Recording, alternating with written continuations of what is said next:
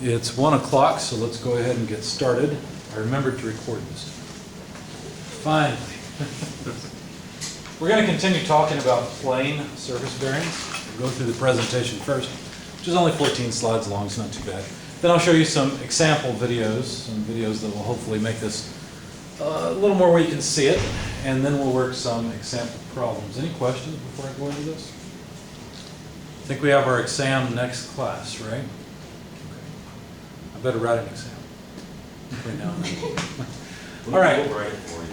You'll write it for me? Yeah. Name, score desired, signature. No, tell them to spell my name. All right, so basically what we're going to do is look at bearings where we have two elements that have to move relative to one another, but instead of having some rolling element between them, they have oil or some lubrication. Turns out you can actually use air as a lubricant. Not a very good one, but you can. If you design the bearing right, it works. Now, we could use this for rotational motion or linear. The most common with this is rotational motion.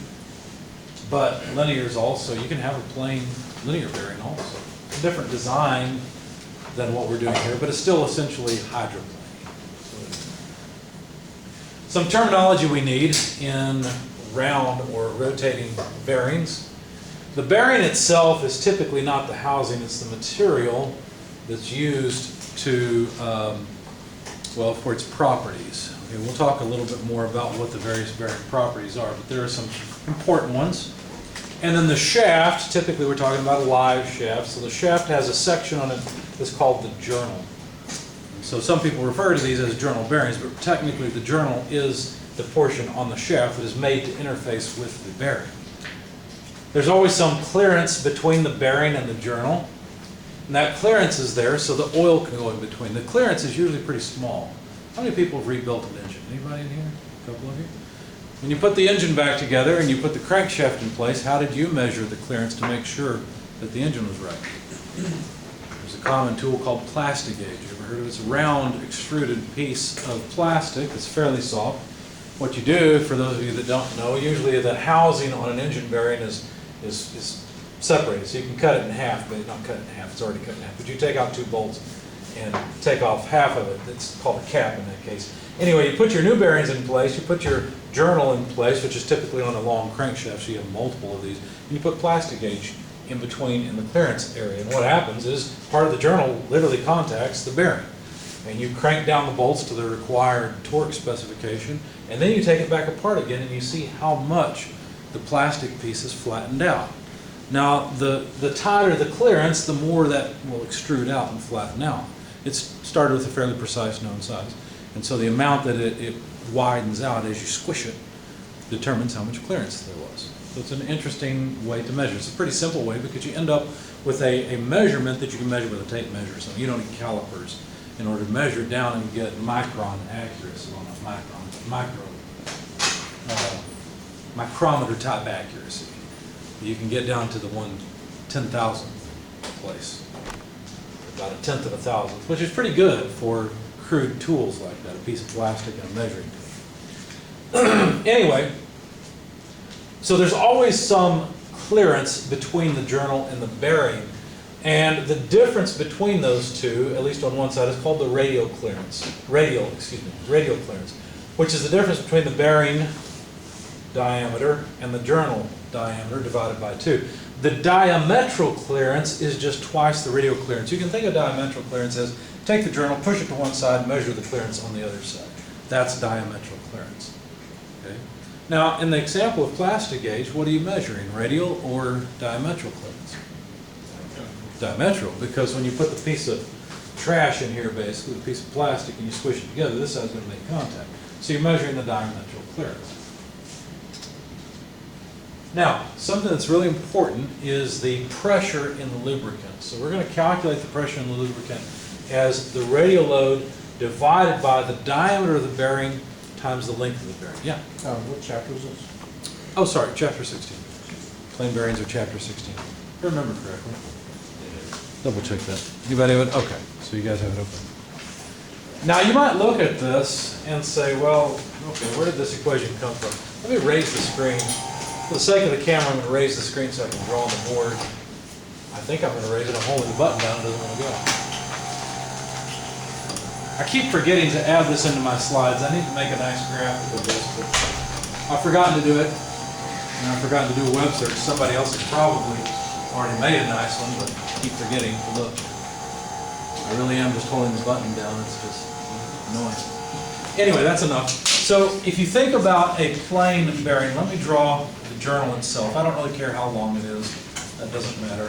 If you think about what's going on, there's a radial load due to whatever it is we're trying to support. Just like with a rolling element bearing, the whole purpose of the bearing is to allow relative motion even though there's a radial load. Now obviously this type of bearing is not good for a thrust load. Okay, now you can make a plane bearing that can accept a thrust load, but that's not what we're talking about right now. So there's a radial load that has to be supported. How is that radial load going to be supported? Well, what we're going to do is put oil around this thing. Okay, so I'm not drawing it very well, but there's some oil film around it. And the place where the oil will have any pressure is basically from about there to about there. Right? In other words, there's going to be pressure. Now, what do you know about pressure? Well, you know that pressure is always normal to whatever surface it acts on. In other words, it's at a 90-degree angle. So if I were to draw the direction of pressure, I'd have to draw it in a radial direction going through the, passing through the center of this thing, right? Excuse me.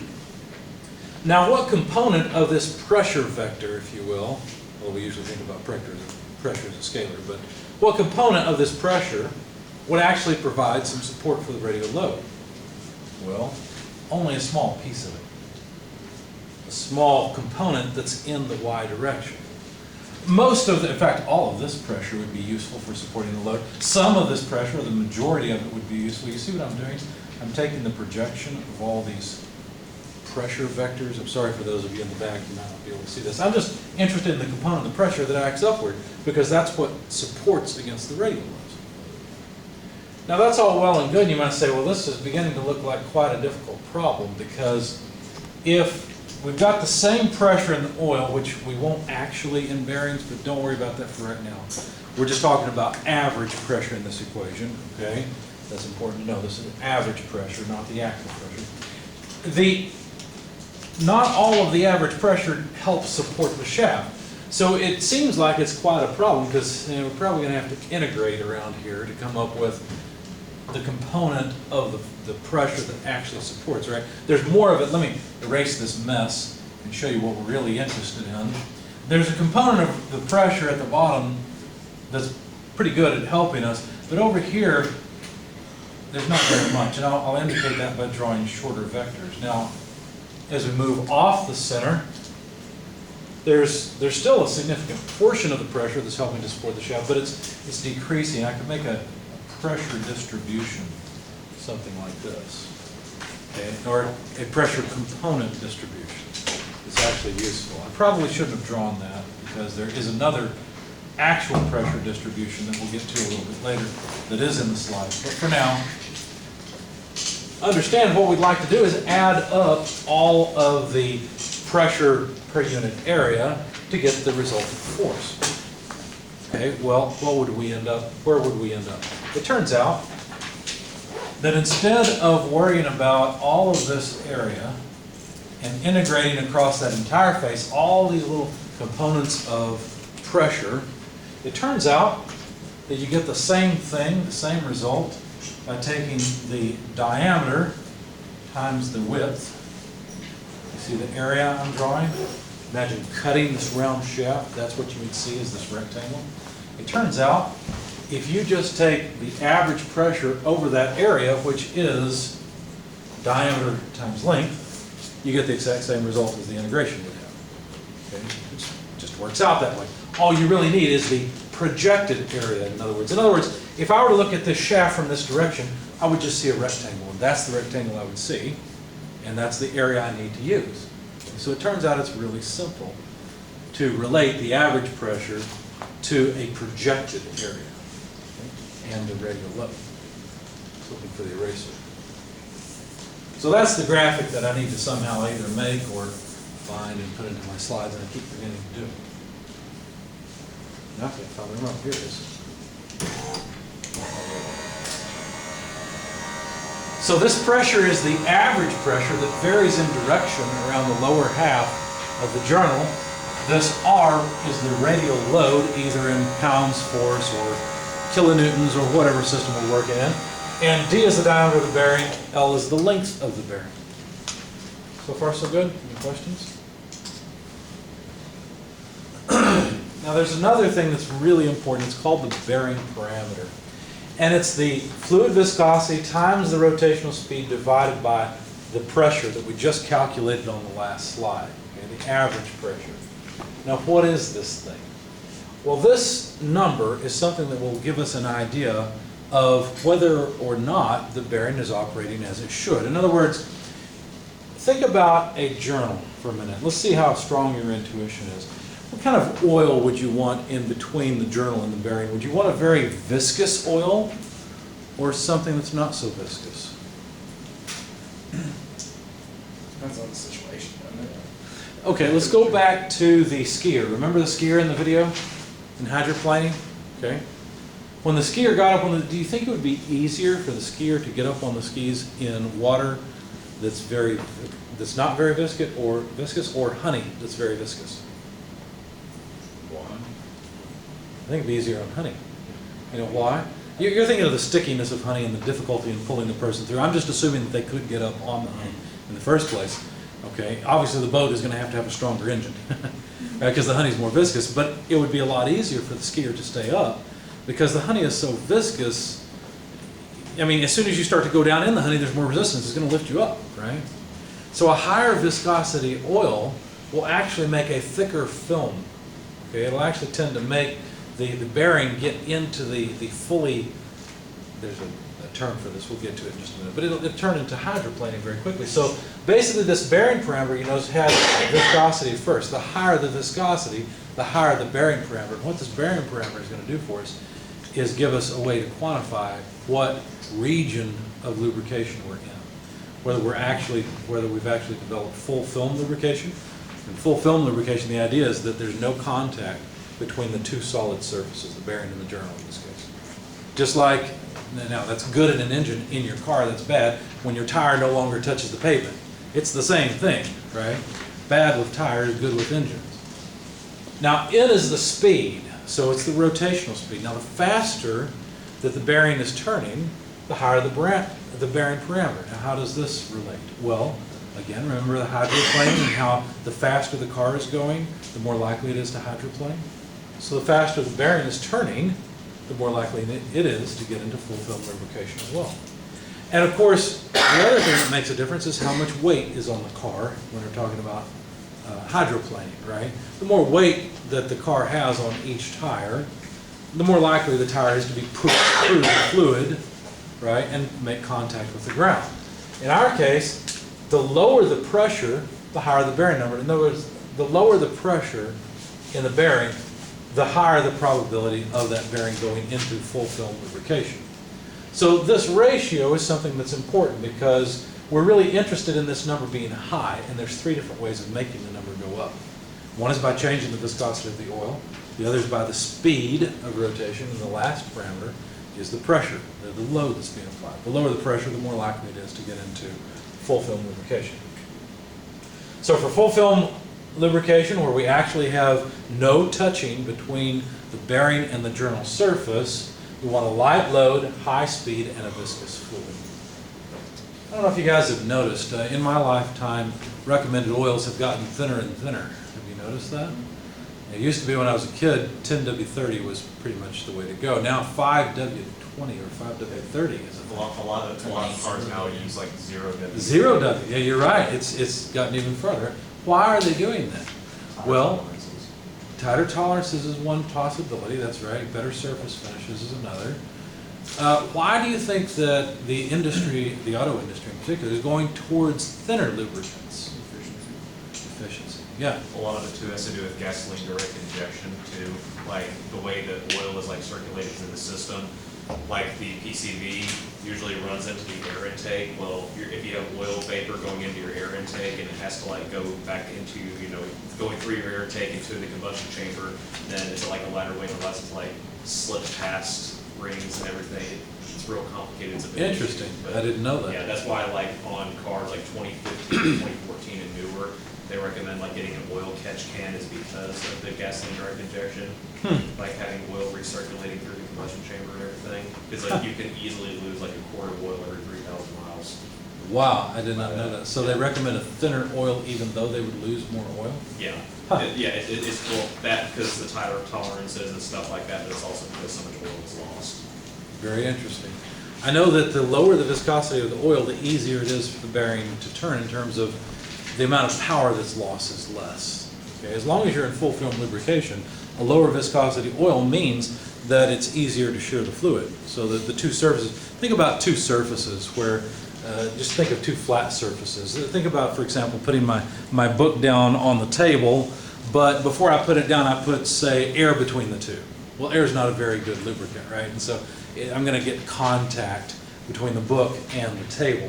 But if I were to push the book fast enough, it could ride up on a cushion of air. In fact, did you know that air is used as a lubricant in your hard drive?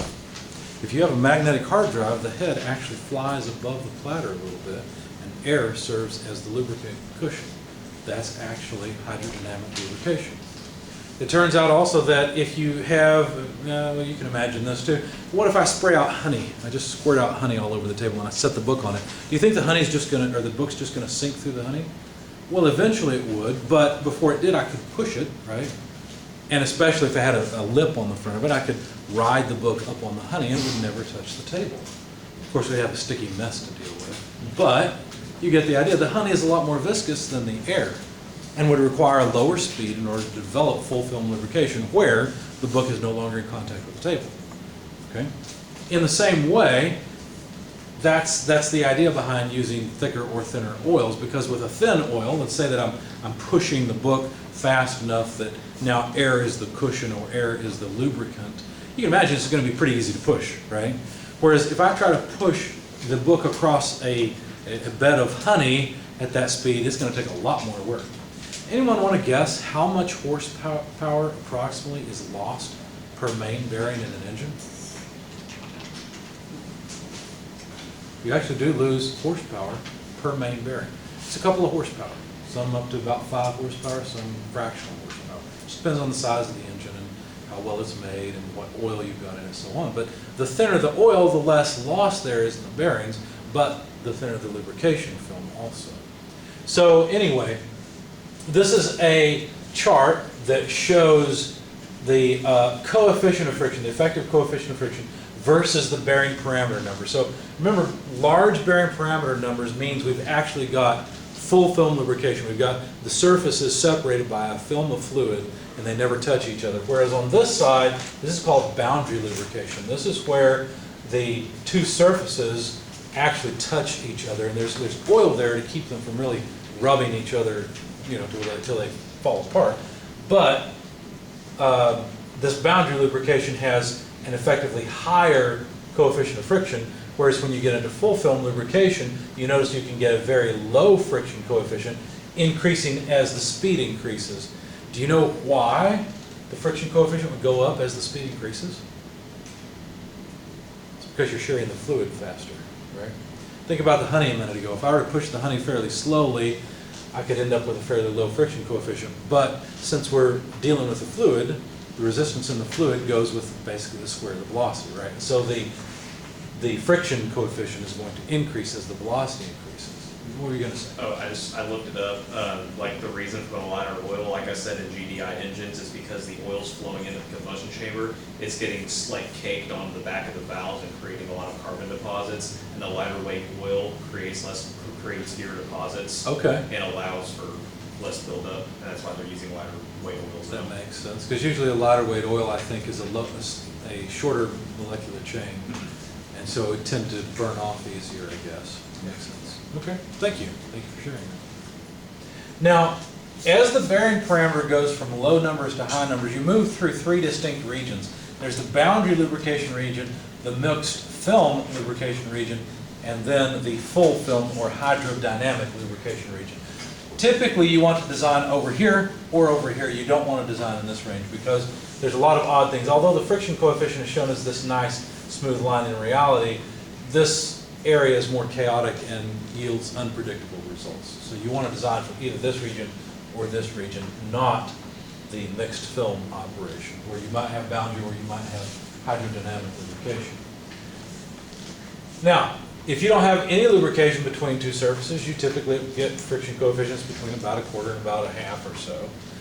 The boundary lubrication region here, so if you squirt some oil on it, then you can reduce the friction coefficient from there to about 0.08 to 0.14. Now it's lubricated, but there's still contact between the two surfaces that have relative motion. And this is good for low speed operation. There's plenty of applications where boundary lubrication is completely additive. So that's this region. Yeah, that's how a lot of the large observatory telescopes, their main bearing at the bottom, the whole stanoscope is literally setting there. And it has some clamps to keep it from tipping, but in between the two layers, the big flat planes, it's just a thin thing of oil. Is it oil or is it oil that's being pumped into the region? Because I think A lot of your older ones are not, the newer ones it's pumped and recirculated. Yeah. So a lot of your old ones, like the one in Hawaii, it's not, it's every 2 or 3 years they use a crane to lift it, clean it, and they put fresh oil, put it back down. Interesting. How does the oil stay between and not flow out? Because it still has some viscosity. It would still flow from the weight. I wonder how they pressurize it or keep it from flowing out. It has a band around the seam, Yeah. and from looking and doing the maintenance, it looks like masking tape. Huh. Is But it now? it does slip, but you gotta think, that thing turns so slow. Sure, sure. Well, 1 revolution per day. So do they use oil or do they use grease? Oil, They use oil. oil, Interesting. on the one that's got the 12-foot diameter base, Yeah. I wanna say it was like 50 milliliters, it was tiny, it's a very, very small coating. Interesting. Thank you for sharing that. Huh? Well, you gotta think, if it's tracking an object in the sky, the Earth rotates once a day, so that's It what doesn't have to turn very telescope fast. does. Okay, so when we're talking about boundary lubrication, where there is contact between the two surfaces, there's a couple of different things we have to consider. One is the load capacitor, in other words, the pressure, and then the speed that the bearing moves at. Now, if you multiply pressure times the speed, this is a measure of frictional power. Think about it this way.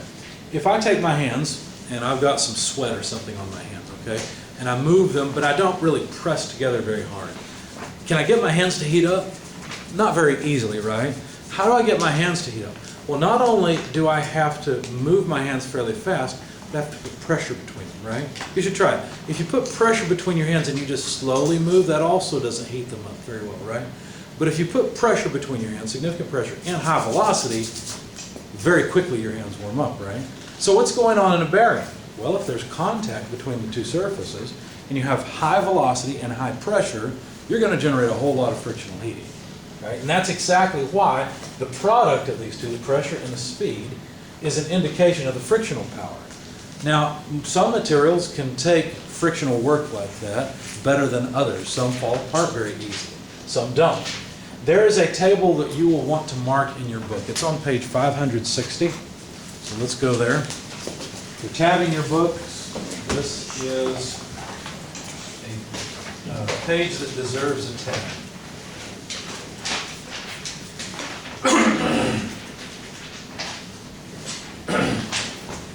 You might even want to highlight this because students often get confused between hydrodynamic lubrication, where you have a film separating the two surfaces or the two solids that require relative motion, and boundary lubrication, where the two surfaces are in contact with one another.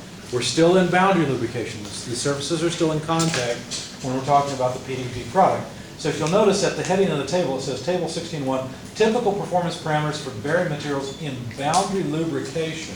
You might want to highlight boundary lubrication so you don't forget that part. Because this table is something we will only use when we're talking about boundary lubricated bearings. A hinge is a boundary lubricated bearing, right? That's what it is. You don't expect super high rotational speed of the hinge. You don't have really super tight tolerances. You put grease in it and you're done. right? So how do you know when it goes from boundary lubrication to hydrodynamic lubrication? We will get to that. Oh, We'll get to that. Is It's it a good question. mostly the speed? Well, it's three things. It's the pressure, it's the speed, and the viscosity of the oil, Oh, right? That's what that Yes. bearing parameter is all about. That's why we put all three together to call it one thing, the bearing parameter, because it's that bearing parameter that tells us what region we're in. okay, gotcha. So here's a table that tells us, okay, given a material, what's the recommend or maximum PV value that it can take, pressure times velocity. You'll notice that the units are fairly convenient, PSI times feet per minute, for example, or megapascals times meters per second. Well, it looks like nylon's the worst one on this list, and Vestal polyimide is the best one on the list. Somewhere along the way, we have porous bronze or oil impregnated bearing. Anybody know where a porous bronze oil impregnated bearing is often used? No one's taken apart a drill or a hand power tool? Take apart a power tool, something that you get from Harbor Freight or an inexpensive power tool, you will probably find boundary lubricated bearings. Is it because the bearings don't go very fast? Well, actually, motors turn at a reasonably high speed, not super high, but fairly high. But the side loading on the shaft is not all that much. Right? If you think about a drill is going to be geared down. Yeah, there's a side load on it, but it's not a huge side load. Because really, at that stage of the reduction, you've got high speed, low force. And as you go through the gear train out to the chuck, that's it, the torque and force on the gear teeth increases while the speed decreases. So if you take apart a motor from a hand power saw or a reciprocating saw, any of these, most of them will use an oil impregnated bronze because it's a cheap, decent bearing. One thing they'll also do typically on the slightly better ones is have a piece of felt that has a little more oil or grease soaked into it, and as the tool warms up, that will flow out and help to continue to lubricate the bearing. So anyway, this will be our table. Now when we use this table, it's recommended that a design only use about half of the limiting PV value. So if I ask you to design a bearing and you choose leaded tin bronze, your PV product should be about a half of 75,000 PSI feet per minute. Right? In other words, 37,500 PSI feet per minute is the maximum you would want to use if you use that material. If you have a load larger than that, or frictional heating larger than that, then you need to use a better material. All right, so let's see. I'm going to go and see if I can find the video. A lot of the stuff I use, a lot of the videos I use are copyrighted, but there's a really good one. There was a show that didn't last very long, and I really liked it. Engineering blunders fixed. Let's see if we can find one about. It was incredible. Yeah, here's the guy. This is the one I want. I'm pretty sure because it's That's a link to it. So click on the picture, and then there's a link in there. Right, right. I think that this is the one I want because there's a tower called the Belasco Tower. And, well, let's see. Let's see if he... this is only 30 seconds of it. It's not going to show us what I want you to see.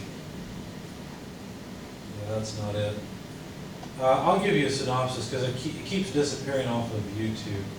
Let me rewind it and I'll let it play with sound on.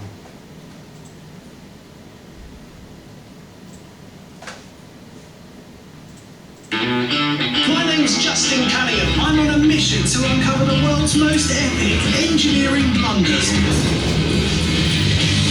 find out how to fix them.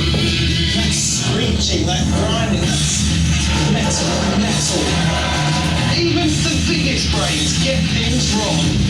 Badly wrong. Unbelievable. Incredible engineering blunders fixed. Friday on Discovery Science. Okay, that showed a few things that I want you to see. Let me back up. If you watch the full episode, you'll find that this is Belasco Tower. Okay, and the idea is that it was supposed to be kind of like a wing that would rotate to face the wind. When it was originally designed, it was designed to sit in a certain area of the city, and that site, for whatever reason, didn't work out. But the idea was that it was designed so that in that area of the city, there'd be other buildings around it. It would be kind of shielded from the wind of it. But it was put out instead by a river, which offered better views, but more wind load on it. And so it was made to rotate. This thing is not small. There's a room at the top you can go up in. Okay, so there's not something like this. This is something about the size of this room in cross section, if not bigger. And the idea was this would be a neat observatory tower.